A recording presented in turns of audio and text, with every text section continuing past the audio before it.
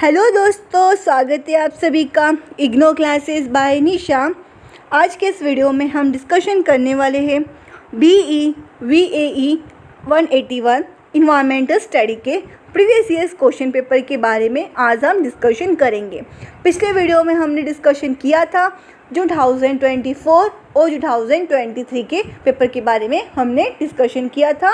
आज के इस वीडियो में हम डिस्कशन करने वाले हैं दिसंबर 2023 के पेपर के बारे में। आज हम डिस्कशन करेंगे, स्टेप बाय स्टेप एक एक क्वेश्चंस को देखेंगे और जानेंगे कि कौन सा टॉपिक एग्ज़ाम के लिए इम्पॉर्टेंट है, कौन कौन से टॉपिक एक एग्ज़ाम में क्वेश्चंस बार बार पूछे गए हैं आपके पिछले 2 साल में से। तो एक एक चीज़ों को आज के इस वीडियो में हम डिस्कशन करने वाले हैं। एक एक क्वेश्चंस को पूरा एनालाइज करेंगे, क्वेश्चंस को पेपर को आंसर्स के साथ में आज हम क्या है एनालाइज और डिस्कशन करने वाले हैं। तो आपको ये वीडियो स्टार्टिंग से लेके एंड तक देखना है ताकि आपके सारे डाउट क्लियर हो जाए। तो जिन लोगों ने 2024 और 2023 का वीडियो नहीं देखा है तो प्लीज़ आप पहले जाके वो वीडियो देखिए, जिससे कि आपके 2023 के एक एक क्वेश्चन आपको समझ में आए कि कौन कौन सा क्वेश्चन आपके एग्जाम में बार बार पूछे जाते हैं। तो मैं आपको लिंक डिस्क्रिप्शन बॉक्स में आपको प्रोवाइड कर दूँगी। तो आइए स्टार्ट करते हैं दिसंबर 2023 के क्वेश्चन के बारे में।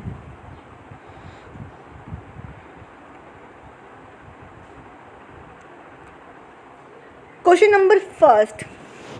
Explain the concept of sustainable development. Was formally defined in जो आपका कॉन्सेप्ट है आपकी बुक का, ठीक है, जो कि किससे रिलेटेड है, सस्टेनेबल डेवलपमेंट। तो ये कौन से रिपोर्ट में किस में डिफाइन किया गया है, कौन से रिपोर्ट में डिफाइन किया गया है? ब्रूथलाइट कमीशन रिपोर्ट में कौन सा कॉन्सेप्ट सस्टेनेबल डेवलपमेंट को डिफाइन किया गया है। कौन सा रिपोर्ट? ब्रूथलाइट कमीशन रिपोर्ट में। फिर उसके बाद में question number second, moving from population intensive economic production to environmental friendly process. Move होना, ठीक है, कहाँ से? इंटेंसिव इकोनॉमिक प्रोडक्शन से इन्वायरमेंटल फ्रेंडली प्रोसेस तक। उस प्रोसेस को क्या कहा जाता है? ट्रांजिशन, टेक्नोलॉजिकल ट्रांजिशन कहा जाता है। क्या कहा जाता है? टेक्नोलॉजिकल ट्रांजिशन कहा जाता है। फिर इसके बाद में question number third, which one of the following is not one of the sustainable development goal. तो इसमें आपको बताना है कि कौन सा सस्टेनेबल डेवलपमेंट गोल नहीं है। तो ये जो आपका टॉपिक है कौन सा सस्टेनेबल डेवलपमेंट से रिलेटेड, तो इससे रिलेटेड आपके एग्जाम में ना क्वेश्चन बार बार पूछे जाते हैं। तो आपको ना आपकी यूनिट में, जिसमें आपका यूनिट आई थिंक यूनिट 1 से लेके यूनिट जो 6 है आपका, ये यूनिट 1 से लेके यूनिट 6 आपकी क्या है, मोस्ट इंपॉर्टेंट यूनिट है।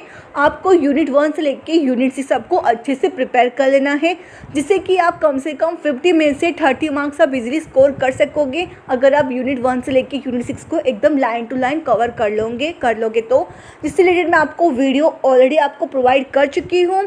तो वीडियो चैनल पर जाके देखिए, जिसमें कि आपको मैंने आपके BE-VAE से रिलेटेड हर एक यूनिट को डिटेल में, हर एक टॉपिक को आपको एक्सप्लेन करके मैंने आपको प्रोवाइड किया है।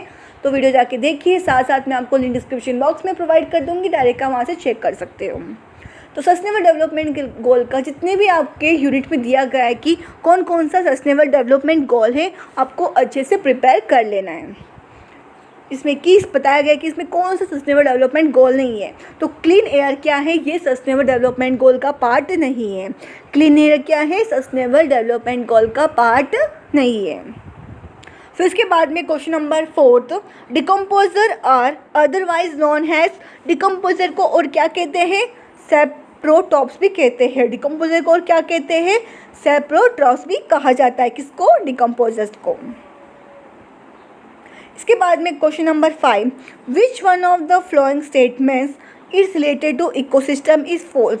जिसमें कि आपको 4 स्टेटमेंट दिए गए हैं, तो आपको बताना है कि कौन सा स्टेटमेंट इकोसिस्टम से रिलेटेड गलत है, बताना है। जिसमें कि क्वेश्चन नंबर 5 का जो फर्स्ट ऑप्शन है, all ecosystem have well defined boundaries. इसमें क्या बोला कि जितने भी इकोसिस्टम हैं सबके क्या एक वेल डिफाइंड बाउंड्रीज है, लेकिन ये गलत है।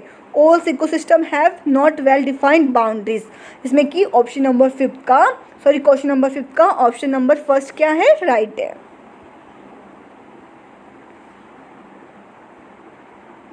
फिर इसके बाद में question number 6, water component of biosphere is known as hydrosphere.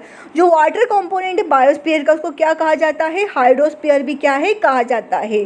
किसको? Water component of biosphere is known as hydrosphere.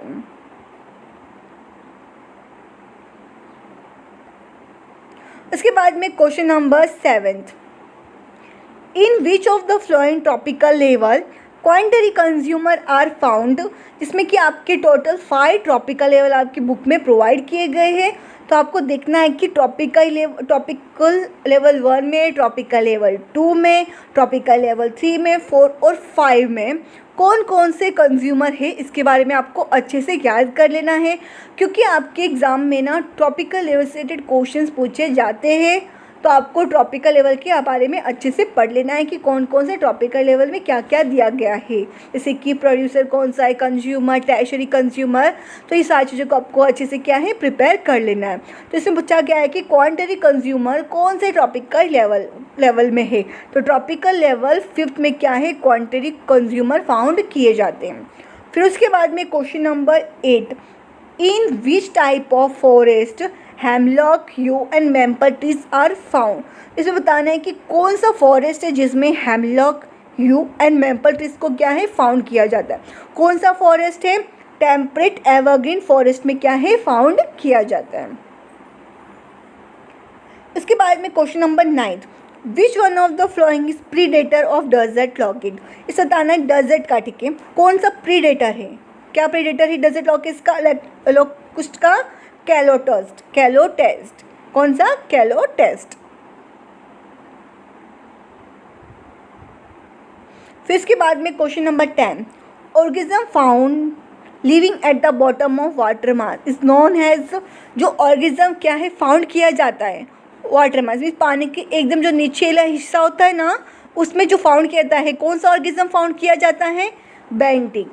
कौन सा organism? Bentinck. Question number 11, which of the flowing oceanic zone is rich in species and high in productivity. तो कौन सा जो zone है जिसमें क्या है वो रिच है, किसमें? जिसमें कि ज़्यादा स्पीसीज भी है और हाई प्रोडक्टिविटी भी है। कौन से जोन में है? कौन से ओशनिक जोन में है? नाइट्रिक जोन में। कौन सा जोन है? Nitric zone. Question number 12, which of the following is non renewable resources. इसे बताना है कि कौन सा नॉन रिन्यूएबल रिसोर्सेज नहीं है। तो मिनरल क्या होता है? नॉन रिन्यूएबल रिसोर्सेज है। तो आपको नॉन रिन्यूएबल रिसोर्सेज के बारे में पढ़ लेना उस यूनिट से रिलेटेड कि कौन कौन से नॉन रिन्यूएबल रिसोर्सेज है, कौन कौन से कन्वेंशनल रिसोर्सेज है, कौन कौन से नॉन कन्वेंशनल रिसोर्सेज है। इन सभी चीज़ों के बारे में आपको अलग से एक नोट बना लेना है कि कौन कौन से रिन्यूएबल है, कौन कौन से नॉन रिन्यूएबल है, conventional and non conventional related, क्योंकि इससे रिलेटेड भी क्वेश्चन आपके एग्जाम में बार बार पूछे जाते हैं। जो जो चीज़ें मैं आपको बताती जा रही हूँ प्लीज़ उसे नोट आउट करते हुए चलिए, क्योंकि जो जो मैं आपको बता रही हूँ ना इससे रिलेटेड क्वेश्चन आपके एग्जाम में बार बार पूछे जाते हैं, तो प्लीज़ इसे नोट आउट करते हुए चलिए। फिर इसके बाद में question number 13, total salt content in fresh water. जो टोटल मतलब सोल्ट कंटेन करते हैं किसके अंदर? फ्रेश वाटर में। वो कितना कंटेंट करते हैं? बिलो 1.5%। कितना? 1.5% से भी नीचे कंटेन करता है सॉल्ट फ्रेश वाटर में।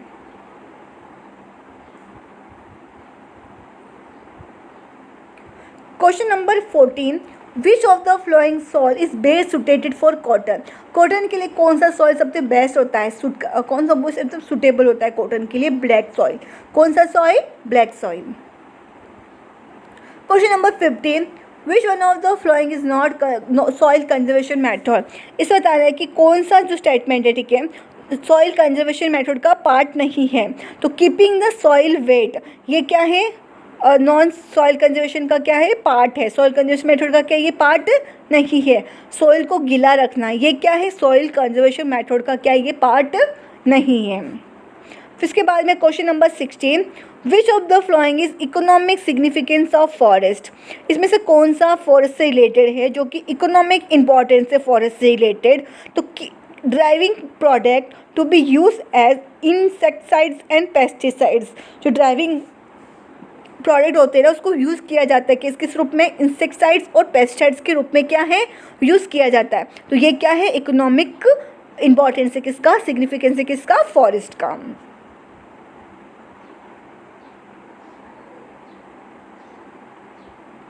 उसके बाद में question number 17, which of the following statement is related to forest is not correct. तो इसमें कौन सा जो स्टेटमेंट है फॉरेस्ट से रिलेटेड क्या है, करेक्ट नहीं है।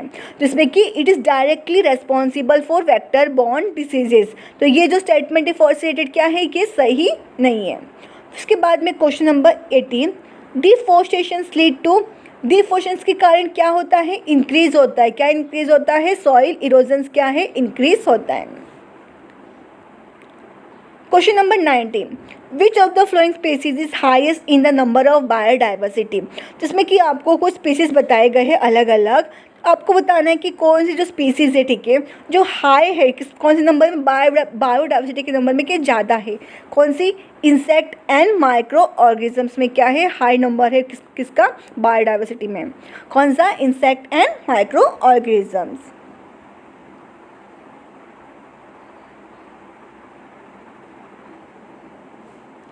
Question number 20, which of the flowing biogeographical zone cover the largest area in under. तो कौन सा बायोजोग्राफिकल जोन है, ठीक है, जो कवर करता है लार्जेस्ट एरिया इंडिया में, कौन सा जोन कवर करता है, डेक्कन पेनिनसुला। कौन सा एरिया कवर करता है, डेक्कन पेनिनसुला के ज़्यादा एरिया कवर करता है इंडिया में, कौन सा zone, Deccan peninsula. Question number 21, which of the following is biological hotspot in India. इसमें से कौन सा जो आपको बायोलॉजिकल हॉटस्पॉट है इंडिया में, कौन सा है, वेस्टर्न घाट। क्या है, बायोलॉजिकल हॉटस्पॉट है इंडिया में, कौन सा, वेस्टर्न घाट। इसके बाद में question number 22, which of the following is not direct use value biodiversity. इसमें से कौन सा है जो use value of indirect use value of biodiversity का पार्ट नहीं है, कौन सा, बिगेस्ट वैल्यू क्या है, indirect use value of biodiversity का पार्ट नहीं है। ये क्वेश्चन आपके पूछे गए हैं कौन से यूनिट में से, यूनिट 6 में से क्या है आपके ये क्वेश्चंस पूछे गए हैं। तो यूनिट 6 का देख सकते हो आपके कितना इंपॉर्टेंस है, आप चेक कर सकते हो इन क्वेश्चन को कि किस में से पूछे गए हैं, यूनिट 6 में से क्या है आपके क्वेश्चंस पूछे गए। तो प्लीज़ यूनिट 6 को एकदम अच्छे से आप प्रिपेयर करना है। उसके बाद में question number 23, which of the following is not conventional source of energy. अब बताना है कि कौन सा non conventional source of energy नहीं है। तो एटॉमिक एनर्जी क्या है, non conventional source of energy, कौन सा, एटॉमिक एनर्जी। बाकी सब क्या है, कन्वेंशनल सोर्स ऑफ एनर्जी के क्या है, पार्ट है, लेकिन एटॉमिक एनर्जी क्या है, non conventional source of energy है। उसके बाद में question number 24, which of the flowing areas in India is consider suitable for geothermal energy. India में, ठीक है, ऐसा कौन सा एरिया है जो कि सुटेबल माना जाता है किसके लिए, जियोथर्मल एनर्जी के लिए। कौन सा एरिया है इंडिया का, नॉर्थ वेस्ट हिमालय के ही सुटेबल माना जाता है जियोथर्मल एनर्जी के लिए। Question number 25, more than half of the energy need of India is meet by, more than मतलब हाफ ऑफ एनर्जी, ठीक है, किससे इंडिया में किसके थ्रू ज़रूरतें पूरी होती है, कोल के थ्रू, किसके थ्रू, कोल के थ्रू।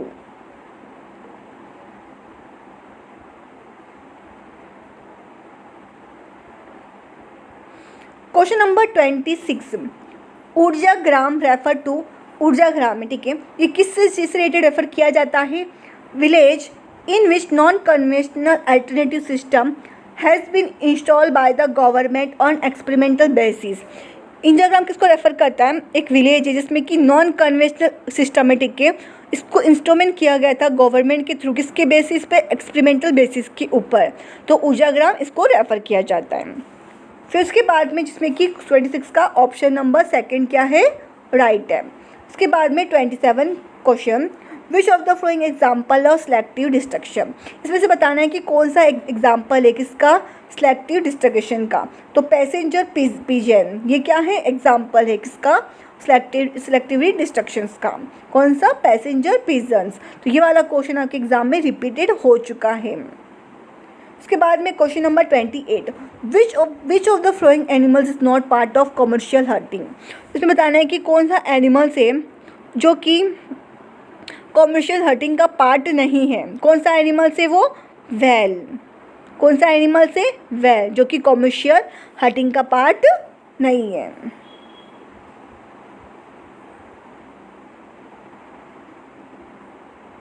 उसके बाद में question number 29, which one of the following is not example of invasive species.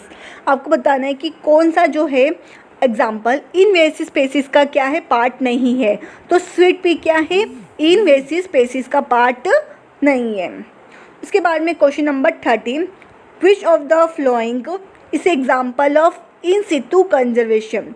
इसमें से बताना है कि कौन सा एग्जाम्पल जो कि इन सिटू कंजर्वेशन का पार्ट एग्जाम्पल है।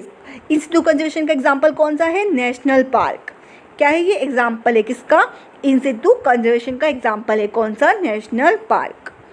इसके बाद में question number 13(1), which of the following is non point source pollutant. तो कौन सा इसमें से नॉन पॉइंट सोर्स पॉल्यूटेंट है, run of from agriculture field. ये क्या है, किसका पॉइंट पार्ट है, ये किसका, नॉन पॉइंट सोर्स पॉल्यूटेंट का। कौन सा, क्वेश्चन नंबर 31 का ऑप्शन 3 वाला, run of from agriculture field. फिर उसके बाद में question number 22, which of the following is not primary pollutant. इसमें बताना है कि आपको कौन सा प्राइमरी पॉल्यूटेंट नहीं है। तो सल्फ्यूरिक एसिड क्या है, ये नॉन पॉल्यूटेंट है, ये क्या है, प्राइमरी पॉल्यूटेंट नहीं है। सल्फ्यूरिक एसिड क्या हो गया, ये प्राइमरी पॉल्यूटेंट नहीं है। तो प्लीज़ प्रीवियस क्वेश्चन पेपर के जितने भी क्वेश्चन हैं आपको अच्छे से ध्यान से देखना, आपको एक एक क्वेश्चन को, और आपको प्रीवियस क्वेश्चन पेपर को अच्छे से एक एक क्वेश्चंस को आपको अच्छे से प्रिपेयर करके जाना है, क्योंकि प्रीवियस क्वेश्चन पेपर से ही आपके क्वेश्चन आपके बार बार पूछे जाते हैं। तो प्रीवियस क्वेश्चन पेपर का बहुत इंपॉर्टेंट रोल प्ले करता है आपके एग्जाम के लिए। अगर आप स्पेशली इग्नू एग्जाम्स के लिए बैठ रहे हो तो प्रीवियस क्वेश्चन पेपर का बहुत इंपॉर्टेंट रोल प्ले करता है। अगर आप BE Weight 1 के लिए सिंपल से अगर आप कम से कम 7 साल के पेपर साथ करके चल जाओगे ना, आप अच्छे खासे मार्क्स स्कोर कर सकोगे। आपको बुक भी रीड करने की ज़रूरत नहीं है, लाइन टू लाइन कुछ करने की आपको ज़रूरत नहीं है कवर। सिंपली आपको करना क्या है, जो प्रीवियस क्वेश्चन पेपर है आपके कम से कम 7 साल के आपको क्या है प्रिपेयर करके जाना है। 7 साल के पेपर्स को क्या आपको अच्छे से प्रिपेयर कर लेना है, जो कि आपको मेरे वीडियो पे कम से कम आपको 7 साल से भी ज़्यादा पेपर्स आपको मैं प्रोवाइड कर दूँगी, जिससे कि आपके सारे पेपर कवर हो जाएंगे। BE 181 से रिलेटेड आपके सारे टॉपिक क्या है कवर हो जाएगी। साथ साथ में मैं आपको मेरे चैनल पे आपको BE 181 के इंपॉर्टेंट क्वेश्चंस भी मिल जाएंगे। साथ साथ में मैंने आपको क्या है यूनिट वाइज एक एक कौन कौन से MCQ आपके यूनिट वाइज पूछे गए, जो भी मैं आपको ऑलरेडी प्रोवाइड कर चुकी हूँ। आप चैनल पे जाकर इस वीडियो को भी देख सकते हो। इसके बाद में question number 33, standard level of RSPM इस इंडिया। जो स्टैंडर्ड लेवल है किसका, RSPM इन इंडिया, क्या है वो 60 माइक्रोग्राम पर क्यूबिक मीटर। ये क्या है, स्टैंडर्ड लेवल है किसका, RSPM का इंडिया में कितना, 60 माइक्रोग्राम पर cubic metre.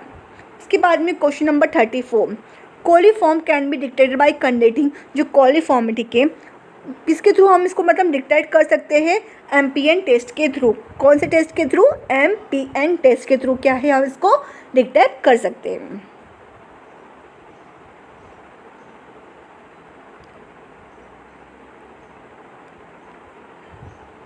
Question number 13(5), which of the following is not waste minimisation method. इसमें कि आपको कुछ वेस्ट मिनिमाइजेशन का मेथड बताया गया है, ठीक है। इसमें क्या आपको बताना है कि कौन सा वेस्ट मिनिमाइजेशन का मेथड नहीं है। तो रिसाइकलिंग होना किसका, वेस्ट का, ये क्या है, वापस मतलब वेस्ट को वापस से रिसाइकल करना, ये क्या है, वेस्ट मिनिमाइजेशन का मेथड नहीं है। कौन सा, recycling of waste is not a waste minimisation method. उसके बाद में question number 36, which of the following is a biological treatment method of waste. इसमें बताना है कि कौन सा बायोलॉजिकल ट्रीटमेंट मेथड है किसका, वेस्ट का, इंसीरेशन। कौन सा है biological treatment method of waste, incineration. कौन सा, इंसीरेशन।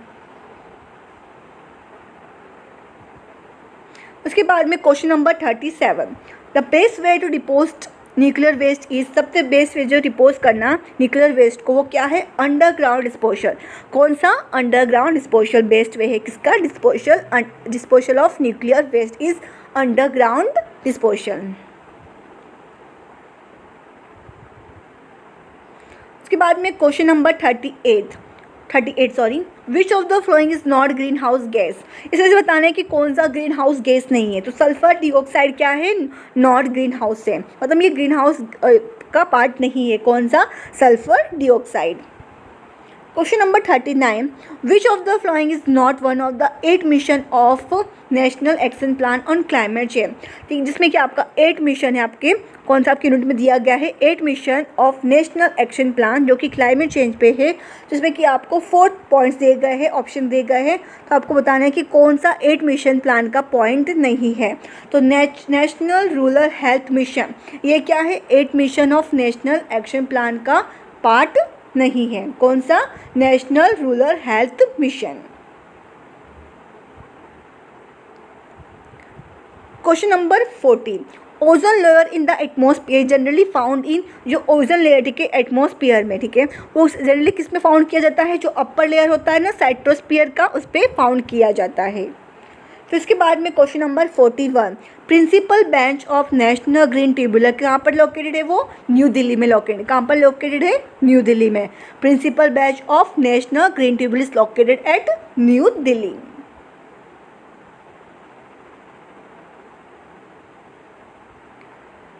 Question number 42, Montreal Protocol on substance that deplete the ozone layer was agreed by nation in 1987।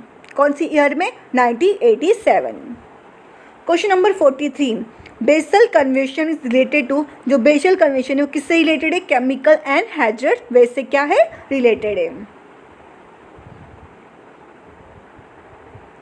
Question number 44, which of the following diseases is not a genetical influence. इसमें बताना है कि कौन सा diseases है कि जेनेटिकल इन्फ्लूस नहीं है। ठीक है, ये आपका जो टॉपिक, ये क्वेश्चन है ना आपके एग्जाम में बार बार पूछा जाता है कि जेनेटिकल डिसीजेस कौन सा है, जिसमें कि आपके यूनिट में आप देखना है आपको कि जेनेटिकल डिसीजेस कौन कौन से हैं, आपको अच्छे से प्रिपेयर करना है। ठीक है, क्योंकि इस क्वेश्चन से आपके एग्जाम में बार बार पूछे जा रहे हैं, तो प्लीज़ आपको अच्छे से प्रिपेयर कर लेना है कि जेनेटिकल डिसीजेस कौन कौन से हैं। इसमें पूछा गया कि जेनेटिकल डिसीजेस कौन सा नहीं है, जो जेनेटिकल डिसीजेस का पार्ट नहीं, तो क्या है, सिकल सेल एनीमिया, ये क्या है, जेनेटिकल डिसीजेस नहीं है। तो इसके बाद में क्वेश्चन नंबर 45, जो कि आपके एग्जाम में पूछा गया है, ये क्वेश्चन क्या है, रिपीटेड है। तो एटमॉस्फेरिक किससे रिलेटेड है, हीट वेव से रिलेटेड है। और बायोलॉजिकल किससे रिलेटेड है, फॉरेस्ट फायर से रिलेटेड है। और जियोलॉजिकल किससे रिलेटेड होगा, जियोलॉजिकल रिलेटेड होगा लैंड स्लाइड से रिलेटेड। और हाइड्रो तो किससे रिलेटेड होगा, ड्रॉस से रिलेटेड है। तो फिर आपका 45 का ऑप्शन सेकंड क्या है, राइट है।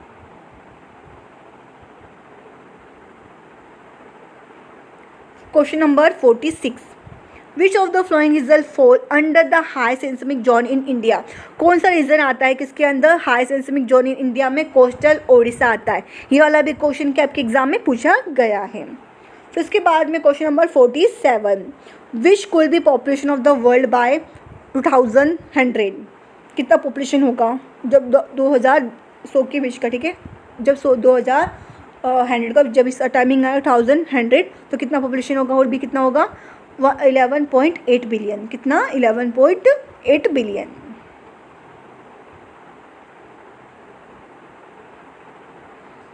फिर उसके बाद में question number 48, which of the following is not admin centre. Same admin centre से रिलेटेड भी आपके एग्जाम में क्वेश्चन बार बार पूछे जा रहे हैं। सेम क्वेश्चन पूछा जाता है कि आपको कि कौन सा एडमिन सेंटर्स का पार्ट नहीं है, आपको बताना है। आपके जितने भी पेपर्स हमने देखे ना कम से कम 2 साल के, तो आपके क्वेश्चन बार बार पूछे गए कि ANVI सेंटर के पार्ट नहीं है। आपको अच्छे से प्रिपेयर कर लेना है इस क्वेश्चन को भी कि कौन सा इसमें से पार्ट नहीं है, आपको वो बताना है। तो इसमें से all India institute of medical science new Delhi, ये क्या है, ENVI सेंटर का पार्ट नहीं है। इसके बाद में question number 49, which of the flowing view toward the nature believe that all organism on earth has value and right. कौन से में है कि जहाँ के बताया गया है नेचर की बिलीव्स के हिसाब से कि ऑर्गेनिज्म है, जो जितने भी ऑर्गेनिज्म है अर्थ में, सबकी क्या है, वैल्यूज़ है और राइट है। किस में बताया गया है, इकोसेंट्रिज्म। किसमें, इकोसेंट्रिज्म में क्या है, बताया गया है। इसके बाद में question number 15, using English material to communicate to non English speaking communities. Example of English material को यूज़ करना, ठीक है, किसके लिए, कम्युनिकेट करने के लिए, किसके साथ में, जो नॉन इंग्लिश पर्सन हो, साथ कम्युनिकेट करने। किसका एग्जाम्पल है, प्रोसीजर इनइक्वालिटी का एग्जाम्पल है। किसका, प्रोसीजर इनइक्वालिटी का क्या ये एग्जाम्पल है। ये वाला भी क्वेश्चन आपके एग्जाम में रिपीटेड हो चुका है। जो मैं आपको इस वीडियो में बताई हूँ कि कौन कौन से क्वेश्चंस आपके रिपीटेड हुए हैं, आई होप कि आपने नोट आउट भी किया होगा।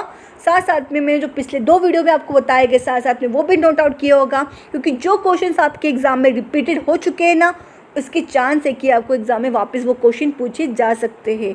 तो प्लीज़ इंपॉर्टेंट क्वेश्चन पे इस पर ध्यान दीजिए। जो मैं आपको बताती हूँ उस क्वेश्चन पे ध्यान दीजिए, उस टॉपिक पे ध्यान दीजिए, उस यूनिट पे ध्यान दीजिए जिसमें कि आपके यूनिट 1 से लेके यूनिट 6 का बहुत इंपॉर्टेंट रोल प्ले करता है। तो प्लीज़ यूनिट 1 से लेके यूनिट 6 को अच्छे से प्रिपेयर कीजिए। अगर आपका डाउट आता है इस वीडियो से रिलेटेड तो मुझे कमेंट करके ज़रूर बताना है। कुछ भी अगर आपकी डाउट या क्वेरी कुछ भी आपको वीडियो से रिलेटेड मुझे कमेंट करके ज़रूर बताना है। अगर आपको ये मेरा वीडियो अच्छा लगा हो तो प्लीज़ लाइक करना है, शेयर करना है और प्लीज़ थोड़ा सा सपोर्ट कर देना है सब्सक्राइब करके। And thank you for watching this video.